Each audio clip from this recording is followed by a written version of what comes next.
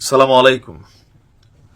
জাতীয় নাগরিক পার্টিতে যে কয়েকজন ব্লুটুথ বয়েজ আছেন তাদের মধ্যে হান্নান মাসুদ ওরফে মাংস কমা মাসুদ ওরফে কান্না মাসুদ যে নামে ডাকেন, লাস্ট 2 থেকে 3 দিন যাবৎ তিনি বিভিন্ন বক্তব্য দিচ্ছেন। তার এই বক্তব্যগুলো আসলে হঠাৎ করে কেন দিচ্ছেন সেটাও বোঝা যেমন কষ্টকর, তবে একটা বিষয় তিনি ক্লিয়ারেন্স দিয়েছেন যে সাইকেল চালানো হান্নান হঠাৎ করে তিনি এই যে কোটি টাকা দামের গাড়ি চড়ছেন, এই গাড়িটা তিনি কোথায় পেলেন। তো প্রথমে আমিও একটু কারেকশন করি, গাড়ি সম্পর্কে টুকটাক গাড়ি আছে, সম্ভবত এটা গ্লোরিয়া বা এরকম টাইপের কোন একটা ব্র্যান্ড। আর যে গাড়িটা হান্নান মাসুদ চৈরা বিভিন্ন জায়গায় সে নির্বাচনী প্রচার প্রচারণা বলেন, লোকালি মহড়া বলেন, অথবা কি বলে জনসমর্থন বা জনগণের সাথে দেখা সাক্ষাৎ, এই গাড়িটা হচ্ছে 7 সিটের একটা গাড়ি। তো এই গাড়িটা সম্ভবত নতুন, একদম ব্র্যান্ড নিউ। এই গাড়িটার দাম হচ্ছে 40 লক্ষ টাকা। এখন হান্নান মাসুদ বেসিক্যালি কোটি টাকার গাড়িতে চড়েন না, 40 লক্ষ টাকা চড়েন। এটার আবার সানরুফ মুনরুফ সবই আছে।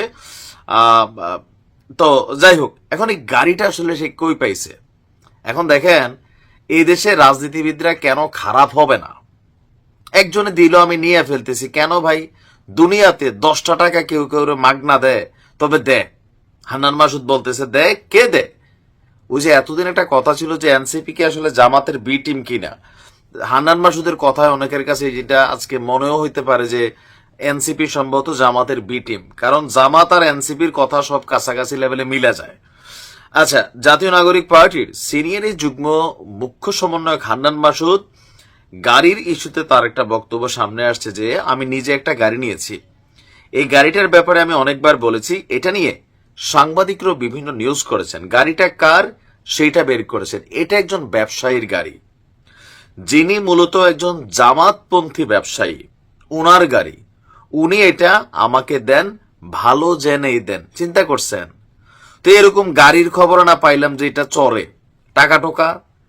এরকম এনসিপির অনেকে টাকা দেয়, কিন্তু নাম বলা যাবে না, নাম বললে আবার তাদের নাকি ঝামেলা হবে। এখান থেকে আসলে বেসিক্যালি মানুষের কাছে প্রশ্ন যে বাবা, তুমি রাজনীতি করতে হলে তোমার এই গাড়ি কেন চড়তে হবে? আর বিনা লাভে একটা গাড়ি কেউ কেউ দিয়ে দিছে। একটা সাইকেল দিল, 40 দিন নামাজ পড়াইয়া একটা সাইকেল দে, বুঝছেন, সেখানে একটা গাড়ি দিয়ে দিছে। হান্নানের বক্তব্য যে জামাতপন্থী নেতা হচ্ছে হাতিয়ার মানুষ, উনি চান যে হাতিয়াতে আমি যেন রাজনীতি করি। ভালো কথা।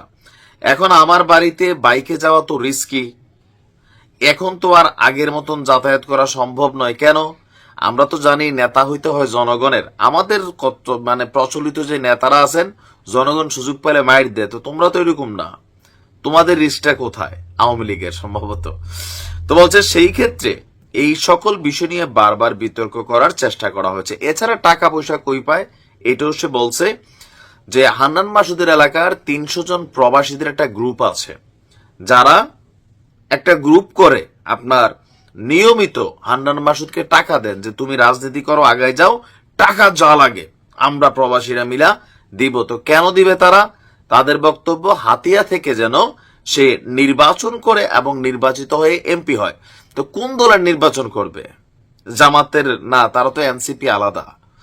তবে বারবার কেন জানি এটা সকলেরই মনে হয় যে এনসিপি আর জামাত বেসিক্যালি এটা দুইটা টিম, বাট মূল টিমটা হচ্ছে জামাত ইসলাম। এখন হান্নান মাসুদের এই গাড়ি নিয়ে বেশ কয়েকবার বিতর্ক হয়েছে। এখন সে তার জায়গা থেকে আপনার মানে একটা বক্তব্য দিছে আর কি। তো জনগণের প্রশ্ন যে একজন ব্যবসায়ী 40 লক্ষ টাকা দামের একটা গাড়ি এমনি দিয়ে ফেলছে, কোটি কোটি টাকা দিয়ে ফেলতেছে। ভালোই তো, রাজনীতির ব্যবসাটা খারাপ না। কিন্তু দেখেন, এমপি হইতে না পারেন, একটা এমপি হইতে গেলেও চুরিট বাড়ি কইরা লুটপাট কইরা কিন্তু এই টাকা পয়সাগুলো কামানো লাগে। তো এরা তো অটোই পাইয়া যাচ্ছে। ইউনূস সাহেব 5 বছর থাকলে আরো অনেক কিছু পাবেন। এই জন্য এনসিপি চায় তিনি মিনিমাম 5 বছর আরো থাকেন। ভালোই, ভালো থাকুন।